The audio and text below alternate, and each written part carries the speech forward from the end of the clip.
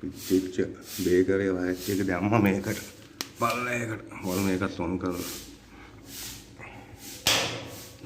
on කරා අවුලක් නැහැ මීටරෙන් චෙක් කරලා බලමු වෝල්ටේජ් නම් අවුලක් නැහැ පෙන්නනවා 408ක් පෙන්නනවා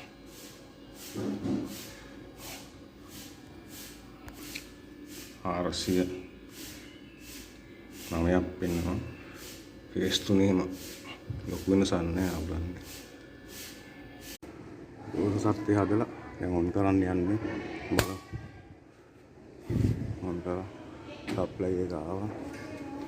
පැනල් ටික එකින් එක ඔන් කරන්න ලයින් එක චෙක් කරන් ඉස්සෙල්ලාම 3 phase මෝටර් එකක් දාලා බලනවා ඇත්ත හරිද කියලා